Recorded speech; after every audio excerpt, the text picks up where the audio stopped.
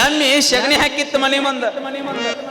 ಹೆಂಗ ಅವರು ಕಂಪೌಂಡಿಗೆ ಹಚ್ಚಿ ಇವ್ರು ಕಂಪೌಂಡಿಗೆ ಹಚ್ಚಿ ಕರೆಕ್ಟ್ ಆ ಕಂಪೌಂಡ್ ಎರಡೂ ನಡಬರಕ್ಕೆ ಸಗಣಿ ಹಾಕಿತ್ತದ ಎಮ್ಮಿ.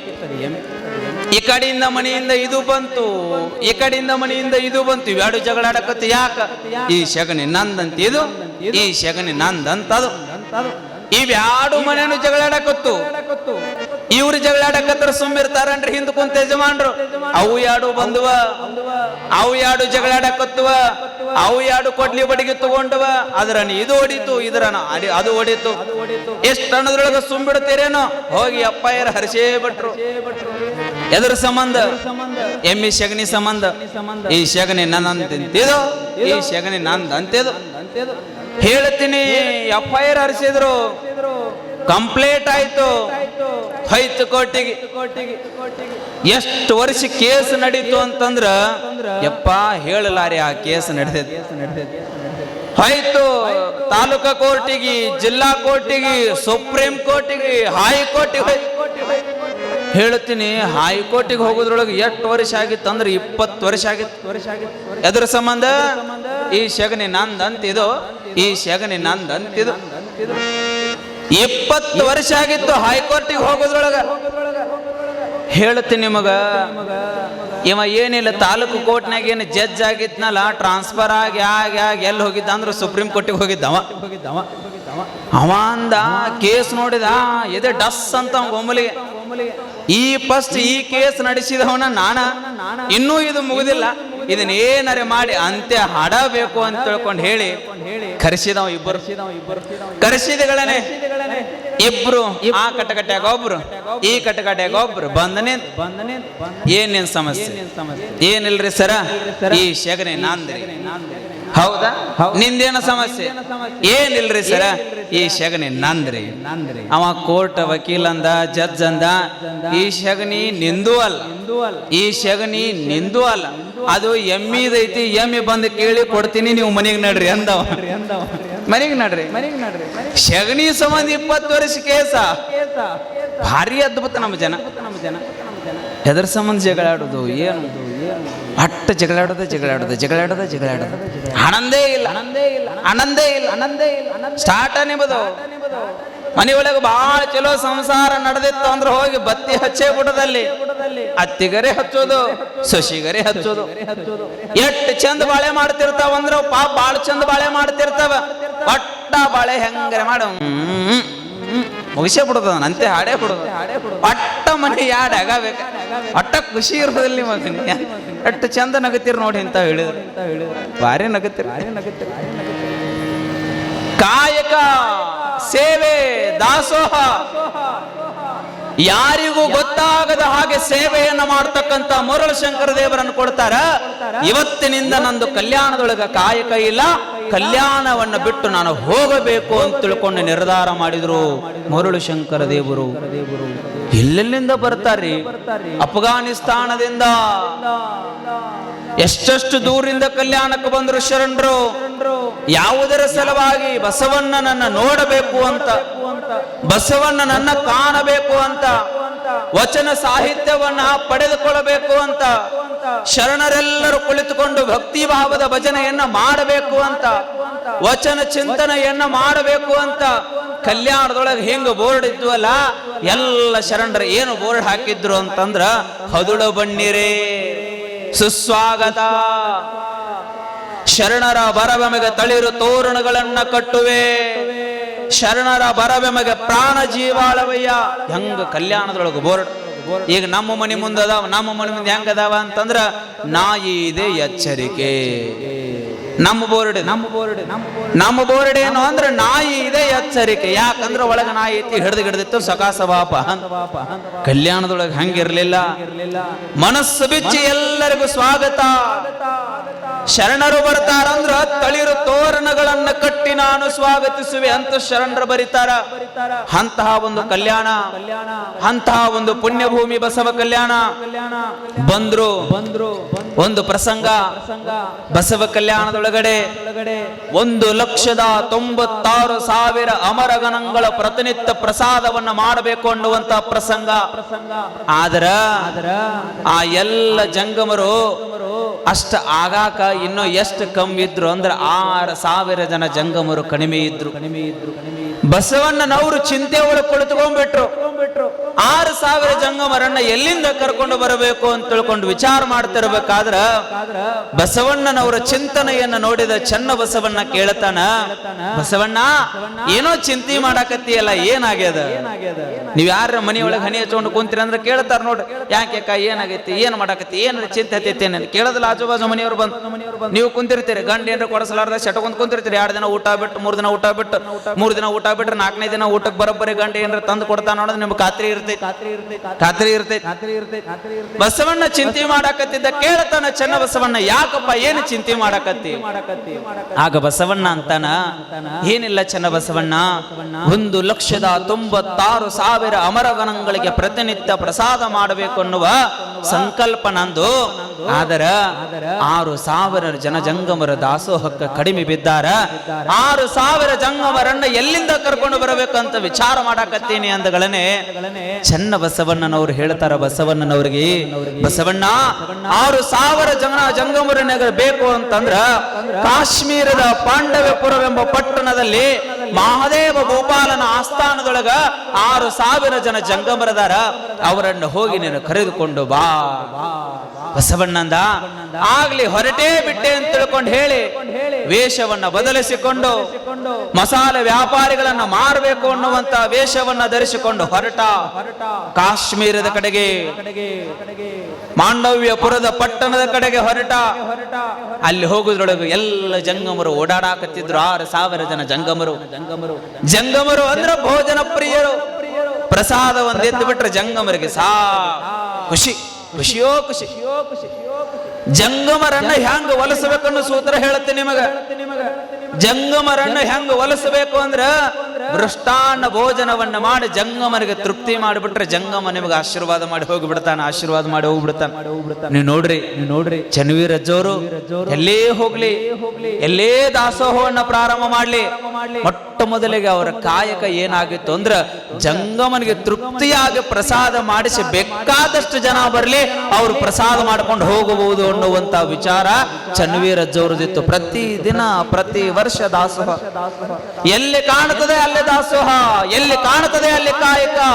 ಇವತ್ತು ಸಹಿತ ಪೂಜ್ಯನೀಯ ಗುರುಪಾದಲಿಂಗ ಮಹಾಶಿವಯೋಗಿಗಳು ನಮ್ಮ ಹಾಗೆ ನಿಮ್ಮ ಹಾಗೆ ಮಾತುಗಳನ್ನ ಆಡೋದಿಲ್ಲ, ಹೇಳಿಕೆಗಳನ್ನ ಕೊಡುವುದಿಲ್ಲ, ಬಹಿರಂಗ ಭಾಷಣವನ್ನ ಮಾಡುವುದಿಲ್ಲ. ನೇಗಿಲವನ್ನ ಹಿಡಿದು ಮಣ್ಣಲ್ಲಿ ಕಾಲನ್ನ ಇಟ್ಟು ಕಾಯಕವನ್ನ ಮಾಡೇ ದಾಸೋಹವನ್ನ ಮಾಡ್ತಕ್ಕಂಥವರು ನಮ್ಮ ಪರಮ ಪೂಜ್ಯನೀಯ ಗುರುಗಳು. ಜೋರು ಚಪ್ಪಾಳೆಯನ್ನ ತಟ್ಟಬೇಕು ಪರಮ ಪೂಜ್ಯರಿಗೆ. ಕಾಯಕ ಹೆಂಗ ಕಾಯಕ ಮಾಡಬೇಕು ಅಂದ್ರ ಬಾಲ್ಕಿ ಒಳಗ ಕುಂಬಾರದ ಗುಂಡಯ್ಯ ಅಂತ ಆಗಿ ಹೋಗದ. ಕುಂಬಾರದ ಗುಂಡಯ್ಯ ಎಷ್ಟು ಚಲೋ ಕಾಯಕ ಮಾಡ್ತಿದ್ದ ಅಂದ್ರ ಮಣ್ಣನ್ನ ಹದ ಮಾಡಬೇಕು ಅಂತ ಕುಣ್ಯಾಕತ್ರ, ಮಣ್ಣನ್ನ ಹದ ಮಾಡಬೇಕು ಅಂತ ಕುಂಬಾರ ಗುಂಡಯ್ಯ ಬಾಲ್ಕಿ ಒಳಗ ಕುಣ್ಯಾಕತ್ರ ಕೈಲಾಸದೊಳಗ ಶಿವ ಕುಣಿತಿದ್ನಂತ. ಕುಂಬಾರ ಗುಂಡಯ್ಯನ ಕಾಯಕವನ್ನ ನೋಡಿ ನಮ್ಮದು ನಿಮ್ಮದು ನೋಡಿ ಯಾರಿಗೆ ಕುಣಿತಾರೇನು? ಸನಿಯಕ್ ಸರಿ ಬರೋದಿಲ್ಲ. ಯಾಕೆ ಹೋಗು ನಮಗೂ ಹತ್ತಿಗಿತ್ತೈತಿ ಅಂತ ಸನಿಯಕ್ ಸರಿ ಬರೋದಿಲ್ಲ. ಭಾಳ ಚಲೋ ಕಾಯಕ ಮಾಡ್ತೀರಿ, ಸೇವಾ ಮಾಡ್ತೀರಿ. ಹೆಂಗ ಅತ್ತಿಗೊಬ್ಬೇಕಿ ಚಾಪಿ ಹಾಸಾಕತ್ತಿದ್ಲು ಶಶಿ. ಇವು ಹತ್ತಿದ್ಯಾರ ಸುಮ್ಮಿರಲ್ಲ ನೋಡ್ರಿ, ವಯಸ್ಸಾಗಿರ್ತಾವ ಸುಮ್ ಕುಂತ್ರಿ. ಇವ್ರದ್ದು ಬಾಳೆ ಚಂದ ನಡೀತೈತಿ. ಇವು ಸುಮ್ ಕೊಂಡ್ರಲ್ಲ ಮನೆ. ವಯಸ್ಸಾದ್ಮೇಲೆ ಇವ್ರದ್ದು ಸ್ಟಾರ್ಟ ಮನ್ಯಾಗ.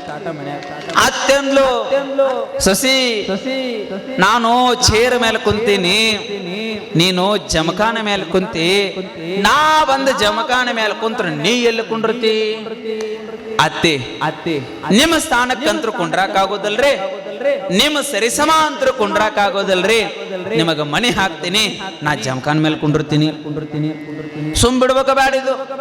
ನಾಮ್ ಬಂದು ಜಮಖಾನ ಮೇಲೆ ಕುಂತ್ರ ನೀ ಎಲ್ಲಿ ಕುಂಡ್ರತಿ ಅಂತ ಕೇಳ್ತದ. ಮತ್ತೆ ಅತ್ತಿ ನಿಮ್ಮ ಸಮಾಂತರು ಆಗಾಕ ಸಾಧ್ಯ ಇಲ್ರಿ. ನೀವು ಜಮಖಾನ ಮೇಲೆ ಕುಂತ್ರ ನಾನ್ ನೆಲದ ಮೇಲೆ ಕುಂಡಿರ್ತೀನಿ ಅಂತದ ಪಾಪ ಸಸಿ. ಇಟ್ಟಕ್ಕರೆ ಸುಮ್ ಬಿಡ್ಬೇಕ ಬ್ಯಾಡಿದು. ನಾ ಬಂದು ನೆಲದ ಮೇಲೆ ಕುಂತ್ರ ನೀ ಎಲ್ಲಿ ಕುಂಡ್ರತಿ. ಅತ್ತಿ ನಿಮ್ಮ ಸಮಾಂತರು ಕುಂಡ್ರಾಕ್ ಸಾಧ್ಯ ಇಲ್ರಿ. ತೆಗ್ಗು ತೋಡಿ ತಳಗ ಕುಂಡ್ರತೀನ್ರಿ, ನಿಮ್ಮನ್ನ ಮ್ಯಾಲೆ ಕುಂಡ್ರಸ್ತೀನ್ರಿ ಅಂದ್ಲು. ಇಟ್ಟಕ್ ಸುಮ್ಮ ಬಿಟ್ರ ಅತ್ತಿ ಬಾಳ ಚಲೋ ಇತ್ತು, ಬಹಳ ಚಲೋ ಇತ್ತು. ಮತ್ತೆ ಕೇಳುತ್ತಿದ್ದು, ನಾ ಬಂದು ತೆಗ್ನ್ಯಾಗ ಕುಂತ್ರ ನೀ ಎಲ್ಲಿ ಕುಂಡ್ರತಿ. ಅವಾಗ ಸೊಸಿ ಅಂದ್ಲು, ಅತ್ತಿ ನಿಮ್ಮನ್ನ ತೆಗ್ನಾಗಿಟ್ಟ ಅದರ ಮ್ಯಾಲ ಅಟ್ಟ ಮಣ್ಣು ಮುಚ್ಚಿ ಆ ಮಣ್ಣಿನ ಮೇಲೆ ಕುಂಡಿರ್ತೀನಿ ಅಂದ್ಲಕಿ. ಹಿಂಗ ಸೇವಾ ಮಾಡೋದಲ್ಲ, ಹಿಂಗ ಹೇಳೋದಲ್ಲ, ಮನಸ್ಸು ಬಿಚ್ಚಿ. ಬಸವಣ್ಣ ಪ್ರಸಾದಕ್ಕಂತ ತಿಳ್ಕೊಂಡು 6,000 ಜಂಗಮರನ್ನು ಹುಡುಕಿಕೊಂಡು ಹೊರಟ ಕಾಶ್ಮೀರದ ಕಡೆಗೆ. 6,000 ಜನ ಜಂಗಮರನ್ನ ನೋಡಿ ಆನಂದ ಭರಿತವಾದ ಬಸವಣ್ಣ ಹೆಂಗ ಜಂಗಮರನ್ನ ಒಲಿಸಬೇಕು ಅಂತ ತಿಳ್ಕೊಂಡು ಹೇಳಿ ಅವರಿಗೆ ಮೃಷ್ಟಾನ್ನ ಭೋಜನವನ್ನ ಪ್ರತಿದಿನ ಎಡಿ ಮಾಡಿ ಹಾಕಿ 6,000 ಜಂಗಮರ ಮನಸ್ಸನ್ನ ಗೆದ್ದು ಬಿಟ್ಟ. ಸ್ವಲ್ಪ ದಿನ ಹೋದ ಬಳಿಕ ಬಸವಣ್ಣ ಕೇಳತಾನ, ನೋಡ್ರಿಪ್ಪ ಜಂಗಮರ, ನನ್ನ ಜೊತೆಗೆ ಕಲ್ಯಾಣಕ್ಕೆ ಬರ್ತೀರೇನು? 6,000 ಜನ ಜಂಗಮರನ್ನ ಕಾಶ್ಮೀರದಿಂದ ಕಲ್ಯಾಣಕ್ಕೆ ಕರ್ಕೊಂಡು ಬರೋದು ಹೆಂಗ? ಮಹಾದೇವ ಭೂಪಾಲನಿಗೆ ಗೊತ್ತಾದ್ರೆ ಬಿಡಬೇಕಲ್ಲ, ಬಿಡೋದಿಲ್ಲ. ಹೆಂಗ ಕರ್ಕೊಂಡು ಹೋಗಬೇಕು ಅಂತ ತಿಳ್ಕೊಂಡು ಹೇಳಿ ಶಿವನೇ ತಾವಾಗಿರ್ತಕ್ಕಂತ ಬಸವಣ್ಣ ವಿಚಾರ ಮಾಡ್ತಾನ. ಹೆಂಗಾದ್ರೂ ನಡೆಯೋದಿಲ್ಲ, ಇವರನ್ನ ಜೋಳಿಗೆ ಒಳಗೆ ಗಂಟು ಹಾಕೊಂಡು ಕರ್ಕೊಂಡು ಹೋಗಬೇಕಂತ ತಿಳ್ಕೊಂಡು ಹೇಳಿ 2,000 ಬಲಗಡೆ ಜೋಳಿಗೆ ಒಳಗ, 2,000 ಎಡಗಡೆ ಜೋಳಿಗೆ ಒಳಗ, 2,000 ತಲೆ ಮೇಲೆ ಇಟ್ಕೊಂಡು ರಾತ್ರಿ ಕಾಶ್ಮೀರದಿಂದ ಕಲ್ಯಾಣಕ್ಕೆ ಬರ್ತಾನ ಬಸವಣ್ಣ. 6,000 ಜಂಗಮರನ್ನ ಕರೆದುಕೊಂಡು. 6,000 ಜನ ಜಂಗಮರು. ನಿಮಗೆ ಆಶ್ಚರ್ಯ ಅನಿಸಬಹುದು. ಎಡಗಡೆ ಜೋಳಿಗೆ ಒಳಗೆ 2,000, ಬಡಿಗೆ ಒಳಗೆ 2,000, ತಲೆ ಮ್ಯಾಲೆ 2,000. ಹೆಂಗ್ರೀ ಅಪ್ಪೋರೆ? ಹೆಂಗ ಸಾಧ್ಯ ರೀ ಅಪ್ಪೋರೆ? ಸಾಧ್ಯ ಇಲ್ಲ. ಆದರೂ ಮಹಾತ್ಮರು ಸಾಧಿಸಬಲ್ಲರು, ಯೋಗಿಗಳು ಸಾಧಿಸಬಲ್ಲರು. ನೀವು ನೋಡ್ರಿ, ಟ್ರೇನ್ ಯಾವುದೇ ಕಾರಣಕ್ಕೂ ನಿಂದಿರೋದಿಲ್ಲ. ಟ್ರೇನು ಯಾವುದೇ ಕಾರಣಕ್ಕೂ ನಿಂದಿರೋದಿಲ್ಲ. ಅದು ಎಲ್ಲಿದು? ಸೆಂಟ್ರಲ್ ಗೌರ್ಮೆಂಟ್ ಅಲ್ಲ ಟ್ರೇನ್. ಅವ್ರು ಆರ್ಡರ್ ಮಾಡಿದ ಮಾತ್ರ ನಿಲ್ತದೆ ಹೊರತಾಗಿ ಇಲ್ಲದೆ ಇದ್ರೆ ಹೆಂಗ ನಿಂದ್ರಾಕ್ ಸಾಧ್ಯ ಇಲ್ಲ. ಆದ್ರೆ ಮಹಾತ್ಮರು ನಿಲ್ಲಿಸಬಲ್ಲರು. ಚನ್ನವೀರಜ್ಜವರು ಟ್ರೇನ್ ನಿಲ್ಲಿಸಿರ್ತಕ್ಕಂತ ಉದಾಹರಣೆ ಇದೆ. ಅವರು ಹೋಗಿ ಟ್ರೇನ್ ಹತ್ತು ಮಟ್ಟ ಟ್ರೇನ್ ಟೈಮ್ ಆದ್ರೂ ಸಹಿತ ಗುರು ಬರಾಕತ್ತಾನಂತ ಟ್ರೇನೇ ನಿಂತಿದ್ದೆ ಹೊರತಾಗಿ ಚನ್ನವೀರಜ್ಜವ್ರು ನಿಂತಿರ್ಲಿಲ್ಲ. ಟ್ರೇನ್ ನಿಂತಿತ್ತ, ಗುರು ಬರ್ತಾನ. ನಿಂದ್ರಿಸಬಲ್ಲರು, ಸಾಧಿಸಬಲ್ಲರು, ಸತ್ತವರನ್ನ ಬದುಕಿಸಬಲ್ಲರು. ಅಂತ ಶಕ್ತಿ ಮಹಾತ್ಮರಲ್ಲಿ ಇತ್ತು. ಅದು ಬಸವಣ್ಣನಲ್ಲಿಯೂ ಇತ್ತು. ಅದಕ್ಕೆ ಬಸವಣ್ಣ ದೇವರಾಗಿ ಕುಳಿತುಕೊಂಡ. ಕರ್ನಾಟಕದಲ್ಲಿ ಎಲ್ಲ, ಭಾರತದೊಳಗಲ್ಲ, ವಿದೇಶದ ಥೇಮ್ಸ್ ನದಿಯ ತಟದ ಮೇಲೆ ಹೋಗಿ ಕುಳಿತುಕೊಂಡ ವಿಶ್ವಗುರು ಬಸವಣ್ಣ. ಥೇಮ್ಸ್ ವಿದೇಶದ ಒಳಗ. ನಾವು ನೀವು ಎಲ್ಲಿ? ಅಲ್ಲೇ 6-3 ಅದ್ರೊಳಗ ಒಂದನೇ ಪುಣ್ಯ ಸ್ಮರಣೋತ್ಸವ ಎಲ್ಲ ಉಂಡೆ ಬಂದಿರ್ತಾವ, ಎಲ್ಲ ಹೋಳಿಗೆ ಬಂದಿರ್ತಾವ. 2ನೇ ಪುಣ್ಯ ಸ್ಮರಣೋತ್ಸವಕ್ಕ ಹೋಳಿಗಟ್ಟೆ ಇರ್ತಾವ. 3ನೇ ಪುಣ್ಯ ಸ್ಮರಣೋತ್ಸವಕ್ಕ ಫೋಟೋ ಅಟ್ಟೆ ಇರ್ತೈತಿ. 4ನೇ ಪುಣ್ಯ ಸ್ಮರಣೋತ್ಸವಕ್ಕ ಫೋಟೋನೂ ಇರೋದಿಲ್ಲ, ಹೋಳಿಗೆನೂ ಇರೋದಿಲ್ಲ, ಪೂಜೆ ಮಾಡೋರು ಇರೋದಿಲ್ಲ. ಯಾರು? ಇದು ನಾಮದ ಹಣೆ ಬಾರಿದು ಹೇಳಕತ್ತೀನಿ. ಆದ್ರೆ ಮಹಾತ್ಮರಾಗಲ್ಲ. ಚನ್ನವೀರ ಶಿವಯೋಗಿಗಳ ನಮ್ಮಣ್ಣ ಆಗಲಿ ಎಷ್ಟು ವರ್ಷ ಆಯ್ತು? ಗೊತ್ತನ ಒಬ್ಬರು ನೋಡೋಣ, ಹೇಳ್ರಿ ನೋಡೋಣ. ಎಷ್ಟು ವರ್ಷ ಆಯ್ತು? ಒಬ್ರು ಹೇಳ್ರಿ ನೋಡೋಣ. ಚನ್ನವೀರಜ್ಜವ್ರು ಲಿಂಗೈಕ್ಯರಾಗಿ ಎಷ್ಟು ವರ್ಷ ಆಯ್ತು? ಕರೆಕ್ಟ್ ಹೇಳ್ಬೇಕು ನೋಡೋಣ. ಒಬ್ರು ಕರೆಕ್ಟ್. ಅದೇ 30 ವರ್ಷ ಮೇಲೆ ಆಗೈತೆ. ಅಯ್ಯವ ಅದೇ 8 ವರ್ಷ ಆಯ್ತು. ಗಾಡ್ 40ನೇ ವರ್ಷದ ಪುಣ್ಯ ಸ್ಮರಣೋತ್ಸವದ ಪುಣ್ಯದ ನನಹಿನ ಗಳಿಗೆಯ ಪ್ರವಚನದ ಸೇವೆ ನನಗೆ ಸಿಕ್ಕಿತ್ತು. ನಮ್ಮಣ್ಣ ಆಗಲಿ 40 ವರ್ಷ ಆದರೂ ಚನ್ನವೀರ ಶಿವಯೋಗಿಗಳ ಶರೀರ ಮಾತ್ರ ಮಣ್ಣಲ್ಲಿ ಇದೆ ಹೊರತಾಗಿ ಅವರ ಆತ್ಮಜ್ಯೋತಿ ಎಲ್ಲ ಭಕ್ತ ಬಂಧುಗಳ ಹೃದಯದಲ್ಲೇ ಇದೆ, ಹೃದಯದಲ್ಲೇ ಇದೆ. ಹೆಂಗ ಪೂಜೆ ಮಾಡ್ತೀವಿ ಮಹಾತ್ಮರನ್ನ? ಚನ್ನವೀರಪ್ಪನ ಪುಣ್ಯ ಸ್ಮರಣೋತ್ಸವನ ಬರೀ ಫೋಟೋ ಇಟ್ಟು ಹೋಳ್ಗಿ ಮಾಡಿ ಎಡಿ ಮಾಡೋದೆಲ್ಲ ಸಾವಿರಾರು ಜನ ಭಕ್ತರ ಬಂದು ಜಾತ್ರೆ ಮಾಡ್ತಾರೆ. ಶಿವಯೋಗಿದು ಸಾವಿರಾರು ಜನ ಬಂದು ಭಕ್ತರು ಪ್ರಸಾದ ಮಾಡ್ತಾರೆ. ಯಾಕ? ಚನ್ನವೀರಪ್ಪ ಮನಿಗೆ ದುಡದಿಲ್ಲ, ಮನೆತನಕ್ಕೂ ದುಡದಿಲ್ಲ, ತಂದೆ ತಾಯಿಗಳಿಗಾಗಿ ದುಡದಿಲ್ಲ, ಮಡದಿ ಮಕ್ಕಳಿಗಾಗಿ ದುಡದಿಲ್ಲ.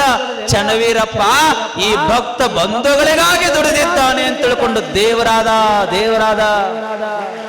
ದೇವರು. ನಾವು ನೀವೆಲ್ಲ ಮನುಷ್ಯರಾಗಿ ಹಂಗ ಬಸವಣ್ಣ ದೇವರಾಗಿ ಎಲ್ಲವನ್ನ ಕರೆತಂದ. ಕಾಶ್ಮೀರದಿಂದ ಕಲ್ಯಾಣಕ್ಕೆ 6,000 ಜನ ಜಂಗಮರನ್ನ ಕರೆದುಕೊಂಡು ಬಂದ. ಬೆಳಿಗ್ಗೆ 7 ಮಹಾದೇವ ಭೂಪಾಲನಿಗೆ ಸುದ್ದಿ ಗೊತ್ತಾಯಿತು. ಆಶ್ಚರ್ಯ, ನಮ್ಮ ರಾಜ್ಯದ 6,000 ಜನ ಜಂಗಮರು ಎಲ್ಲಿ ಹೋಗಿದ್ದಾರೆ? ಆಗ ಗೊತ್ತಿತ್ತು ಮಹಾದೇವ ಭೂಪಾಲನಿಗೆ, ಜಂಗಮರನ್ನ ಕದ್ದುಕೊಂಡು ಹೋಗುವಂತವನು ಒಬ್ಬನೇ, ಅದು ಬಸವಣ್ಣ ಅನ್ನುವಂತವನು ಮಾತ್ರ ಕದ್ದುಕೊಂಡು ಹೋಗಿರ್ತಾನೆ ಹೊರತಾಗಿ ಬೇರೆದವರಲ್ಲ. ಗೊತ್ತಾಯ್ತು. ಆಗ ತನ್ನ ಆಸ್ಥಾನದಲ್ಲಿ ಇರ್ತಕ್ಕಂತಹ ಚೋರಿಯ ಚಿಕ್ಕಣ್ಣ ಅನ್ನುವಂತ ಕೊಲೆಗಡಕನಿಗೆ ಆಜ್ಞೆಯನ್ನ ಮಾಡ್ತಾನೆ. ಏ ಚಿಕ್ಕಣ್ಣ, ಹೋಗು, ಬಸವಣ್ಣನನ್ನ ಕೊಲೆ ಮಾಡಿ, ಅವನನ್ನ ಕೊಲೆ ಮಾಡಿ 6,000 ಜಂಗಮರನ್ನ ಪುನಃ ನನ್ನ ರಾಜ್ಯಕ್ಕೆ ಕರೆದುಕೊಂಡು ಬಾ. ಹೊರಟ ಚೂರಿ ಚಿಕ್ಕಣ್ಣ, ರಾಜ ಆಜ್ಞೆ ಮಾಡಿ ಅಂದ್ರೆ ಹೋಗಬೇಕ. ಹೋದ.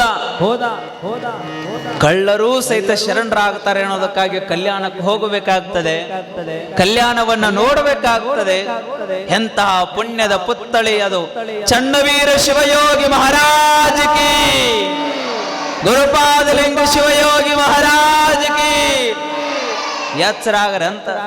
ಇವೆರಡು ಏನದವಲ್ಲ ನಿಮಗೆ ಅವಾಗ 2 ಗುಳಿಗೆ ಡೋಸ್ ಇದ್ದಂಗೆ ಇವೆರಡು ಹೆಸರು ಹೇಳಿಬಿಟ್ರೆ ನಿಮಗೆಲ್ಲ ಎನರ್ಜಿ ಬಂದ್ಬಿಡುತ್ತೆ ಒಳಗೆ. ಅಂದ್ರೆ ಅಷ್ಟು ಶಕ್ತಿ ಅದಾವಂತ ಈ ನಾಮದೊಳಗೆ, ಅಷ್ಟು ಶಕ್ತಿ ತುಂಬ್ಯಾರದ್ರೊಳಗೆ ಗುರುಗಳು ತುಂಬ್ಯಾರ. ಬಂದ ಕೊಲೆ ಮಾಡಬೇಕು ಬಸವಣ್ಣನ ಅಂತ ತಿಳ್ಕೊಂಡು ಬಂದಿರತಕ್ಕಂಥ ಶರಣ ಆ ರಾಜ್ಯನ ತಂಗಿಯಾಗಿರತಕ್ಕಂತಹ ಬೂಂತಾದೇವಿ ಅನ್ಕೊಳ್ತಾಳ, ಬಸವಣ್ಣನನ್ನು ಏನಾದ್ರೂ ಚೂರಿ ಚಿಕ್ಕನ್ನ ಕೊಲೆ ಮಾಡಿಬಿಟ್ಟ ಅಂದ್ರ ನಮ್ಮ ಸಂಸ್ಕೃತಿ, ನಮ್ಮ ಪರಂಪರೆ, ನಮ್ಮ ದಾಸೋಹ, ನಮ್ಮ ಸಮಾಜ ಎಲ್ಲ ಹಾಳಾಗಿ ಹೋಗಿಬಿಡುತ್ತದೆ.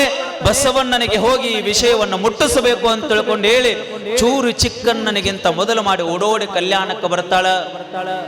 ಚೂರಿ ಚಿಕ್ಕಣ್ಣ ಕಲ್ಯಾಣವನ್ನ ಪ್ರವೇಶ ಮಾಡ್ತಾನೆ, ಬಸವಣ್ಣನನ್ನ ಕೊಲೆ ಮಾಡಬೇಕು ಅಂತ. ನಿಮಗೆ ಗೊತ್ತಿರ್ಲಿ, ಕಲ್ಯಾಣಕ್ಕೆ ಪ್ರವೇಶ ಮಾಡ್ತಾನೆ.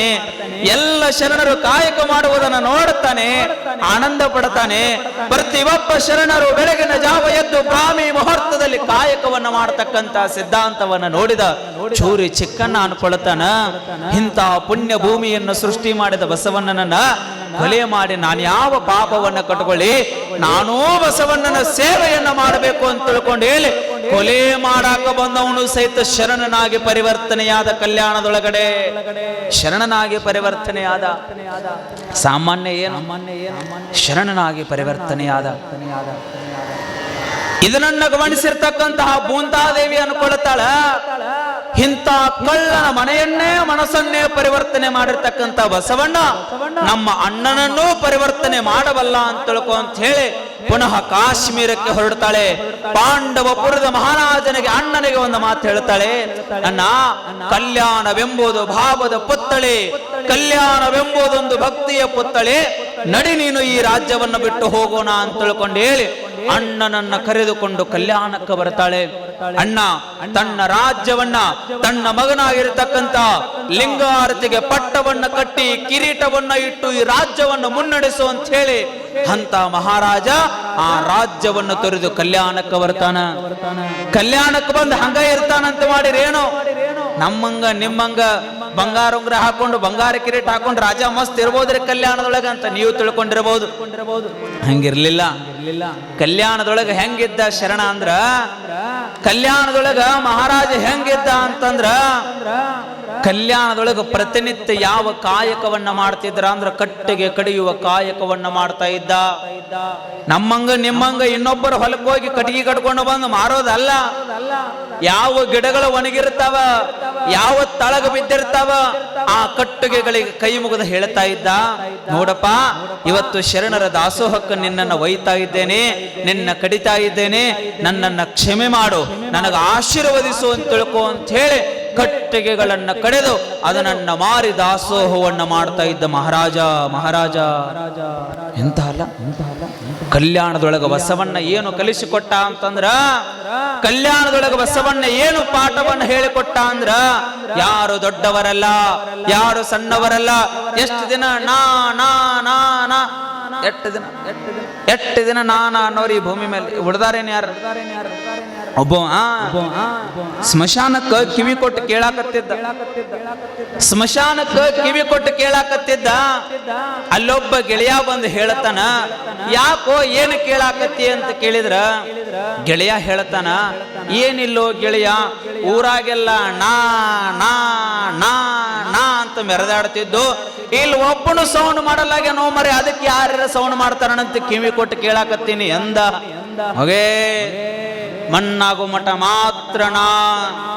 ಅದಕ್ಕಾಗಿ ಬಸವಣ್ಣ ಹೇಳಿದ, ಎನಗಿಂತ ಕಿರಿಯರಿಲ್ಲ, ಶಿವಭಕ್ತರಿಗಿಂತ ಹಿರಿಯರಿಲ್ಲ. ಹೇಳಿದ ಬಸವಣ್ಣ, ನಾನು ದೊಡ್ಡವಲ್ಲ, ಶಿವಭಕ್ತರೇ ದೊಡ್ಡವರು, ಅವರೇ ಶರಣರು, ಎಲ್ಲರಿಗಿಂತ ಸಣ್ಣವನ್ನು ನಾನು ಅಂದ ಬಸವಣ್ಣ. ಸಣ್ಣವಂದ ಈ ಜಗತ್ತಿನೊಳಗ ದೊಡ್ಡ ಯೋಗಿಯಾಗಿ ಮೆರೆಯಾಕತ್ತ. ನಾವು ನಾನಾ ಅನ್ನಂದವರೆಲ್ಲ ಕುಣ್ಯಾಗ ಹೊಂಟಿವಿ, ನಾನಾ ಅಂದವರೆಲ್ಲ ಕುಣ್ಯಾಗ ಹೊಂಟೇವಿ. ಖರೇ ಸಣ್ಣ ಒಂದು ಪುಣ್ಯ ಪುರುಷ ದೇವರಾಗಿ ಕುಳಿತುಕೊಂಡ ಏನದು ಬಂದ, ತನ್ನ ರಾಜ್ಯವನ್ನ ತೊರೆದು, ಮಂತ್ರಿಗಿರಿಯ ಪಟ್ಟವನ್ನ ತೊರೆದು, ಆಸ್ಥಾನವನ್ನು ಆನಂದದಿಂದ ಕಾಯಕವನ್ನ ಮಾಡ್ರಿ. ನಾನು ನಿಮಗೊಂದು ಸತ್ತದ ಮಾತನ್ನ ಹೇಳುತ್ತೇನೆ, ಯಾವುದನ್ನೂ ನಾವು ತೆಗೆದುಕೊಂಡು ಹೋಗ್ಲಿಕ್ಕೆ ಸಾಧ್ಯ ಇಲ್ಲ. ನಾವು ಗಳಿಸಿದ ಪುಣ್ಯದ ಪುತ್ತಳಿಯನ್ನ ಮಾತ್ರ ನಾವು ಹೊತ್ತುಕೊಂಡು ಹೋಗ್ತೇವೆ ಹೊರತಾಗಿ ಉಳಿದ ವಸ್ತುವನ್ನು ನಾವು ಯಾರು ಹೊತ್ತುಕೊಂಡು ಹೋಗಕ್ ಸಾಧ್ಯ ಇಲ್ಲ. ಮಡದಿಯನ್ನು ಒಳಗೊಂಡು, ಮಕ್ಕಳನ್ನ ಒಳಗೊಂಡು, ಬೀಗರನ್ನ ಒಳಗೊಂಡು, ಬಿಜ್ಜರನ್ನ ಒಳಗೊಂಡು, ಮಡದಿ ನೀವು ಗಂಟು ಹಾಕಬೇಕಾದ್ರೆ 7 ಸಪ್ತಪದಿಗಳನ್ನು ತುಳಿದು ಹೇಳುತ್ತಾಳ, 7 ಜನ್ಮಕ್ಕೆ ನಿನ್ನ ಜೊತೆಗನೇ ಇರ್ತೀನಿ ಅಂತ ಹೇಳುತ್ತಾಳ. ನೀವು ಕುಣ್ಯಾಗ ಹೋದ ಬಳಿಕ ಒಬ್ಬಂಟಿಯಾಗಿ ತಾನೇ ಇರ್ತಾಳ. ಒಬ್ಬಂಟಿಯಾಗಿ ಹೋಗ್ತೀರಿ ನೀವು ಅವ್ರ ಜೊತೆ? ಇವ್ರು ಹೋದಾಗ ನೀವು ಹೋಗ್ತೀರೇನಪ್ಪ? ಯಾರೇ ಸುಮ್ಮನೆ ನೆಪ ತೋರಿಕೆ ಸಾಧ್ಯ ಇಲ್ಲ. 9 ತಿಂಗಳ ಕಾಲ ಗರ್ಭದೊಳಗಡೆ ಇಟ್ಟುಕೊಂಡು ಹೊತ್ತು ಹೆತ್ತು ಜನ್ಮ ಕೊಟ್ಟ ಮಕ್ಕಳು ಹೇಳ್ತಾವ, 5 ತಾಸು ಬಿಟ್ಟು 6 ತಾಸು ಇಟ್ರೆ ಅವು ಹೇಳ್ತಾವ, ನಮ್ಮಪ್ಪನ ಬಾಡಿ ಸ್ಮೆಲ್ ಬರಾಕತ್ತದ, ಮೊದಲೇ ಹತ್ರಿ ಅಂತವ. ಯಾರು? ನೀವು ಜನ್ಮ ಕೊಟ್ಟ ಮಕ್ಕಳೇ, ಹೊರಗಿನವರಲ್ಲ. ನೀವು ನೋಡ್ರಿ, ನಿಮಗ ಸತ್ಯ ಮಾತನ್ನ ಹೇಳುತ್ತೇನೆ, ಯಾರು ಇಲ್ಲ ನಮ್ಮ ಸಂಗಡ, ಯಾರು ಬರುವವರು ನಮ್ಮ ಸಂಗಡ, ಯಾರು ಇರುವವರು. ಒಂದು ಮಾತು ಹೇಳುತ್ತೇನೆ, ನಮ್ಮನ್ನ ಒಯ್ಯಬೇಕಾದ್ರ ನಮಗ 4 ಜನ ಹೆಗಲು ಕೊಟ್ಟವರು ಯಾರು ಅಂತಂದ್ರೆ ನಮ್ಮ ಮನೆಯವರಲ್ಲ, ಹೊರಗಿನವರು ನಮಗೆ ಹೆಗಲು ಕೊಟ್ಟಿರ್ತಾರ. ನೀವು ನೋಡ್ರಿ, ಯಾರು ನಮ್ಮ ಬೀಗರು ಕೊಟ್ಟಿರ್ತಾರ ಅಂತ ನಿಮ್ಗೆ ಗೊತ್ತೈತೇನು? ನೀವು ನೋಡಕ್ ಬರೋದಿಲ್ಲ, ಇದ್ರ ಅಲ್ಲಿ ಬರ್ಬೇಕಲ್ಲ, ಇಲ್ಲಾರ್ದ ನೀವೆಲ್ಲಿ ಬರ್ತೀರಿ? ಸಾಧ್ಯ ಇಲ್ಲ. ನಮ್ಮ ಬೀಗರು ಬಿಜ್ರು ಮನೆಯವರೆಲ್ಲ ಎಲ್ಲಿ ಹೋಗಿರ್ತಾರ ಅಂದ್ರ ಮುಂದೆ ಹೋಗಿ ತೆಗ್ಯಾಕ್ ಹೋಗಿರ್ತಾರ, ನಮ್ಮನ್ನು ಮುಚ್ಚಾಕ್ ಹೋಗಿರ್ತಾರ. ಯಾವಾಗ ಮುಚ್ಚಿ ಬಂದು 3 ದಿನಕ್ಕೆ ಇವನು ಫೋಟೋ ಇಟ್ಟು ಹೋಳಿಗೆ ಉಣ್ಲಿ ಅಂತ ಕಾಯಕತ್ತಿರ್ತಾರ.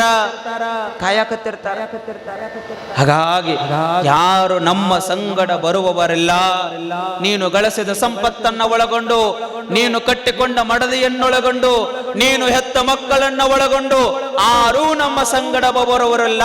ನಮ್ಮ ಸಂಗಡ ಬರುವವರೊಬ್ಬರೇ ಚನ್ನವೀರ ಶಿವಯೋಗಿಯ ಕೃಪೆ ಮಾತ್ರ ನಮ್ಮ ಜೊತೆಗೆ ಬರ್ತದೆ ಹೊರತಾಗಿ ಮಡದಿ ಮಕ್ಕಳು ಬೀಗರು ಬಿಜ್ಜರಲ್ಲ.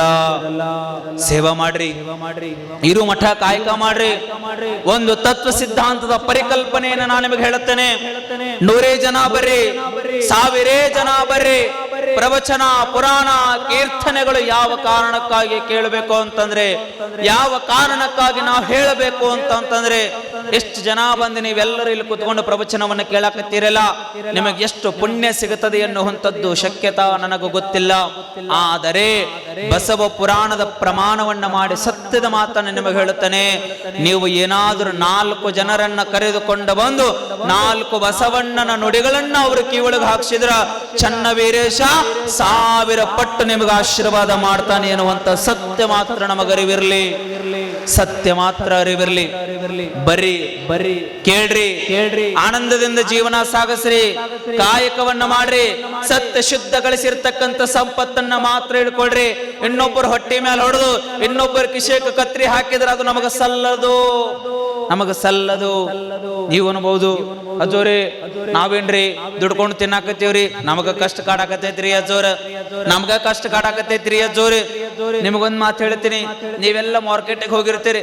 ಮಾರ್ಕೆಟಿಗೆ ಹೋದಾಗ ಅಲ್ಲಿ 2 ತರದ ಕೈಪಲ್ಯ ಇರ್ತಾವ. ಒಂದು ಕೆಟ್ಟದ್ದು ಇರ್ತೈತಿ, ಒಂದು ಚಲೋ ಇರ್ತೈತಿ. ನೀವು ಚಲೋ ತಗೊಂಡ್ಬರ್ತೀರೋ ಏನ್ ಕೆಟ್ಟ ತಗೊಂಡ್ಬರ್ತೀರಿ ನಿಮ್ಮ ಮನೆಗೆ? ಬೇಗನೆ ಉತ್ತರ ಕೊಡು. ಫಾಸ್ಟ್. ಯಾವ್ದು ಕೆಟ್ಟದ್ದು ಹೆಂಗ ತಗೊಂಡು ಬರುದಿಲ್ಲ, ಮಾರ್ಕೆಟಿಗೆ ಹೋದ್ರೆ ಹೆಂಗ ಚಲೋದೋ ನೀವು ತಗೊಂಡು ಬರ್ತೀರಲ್ಲ, ಹಂಗ ಒಳಗಿದ್ದ ಚನ್ನವೀರಜ್ಜ ಆಯ್ಕೆ ಮಾಡ್ತಾನ.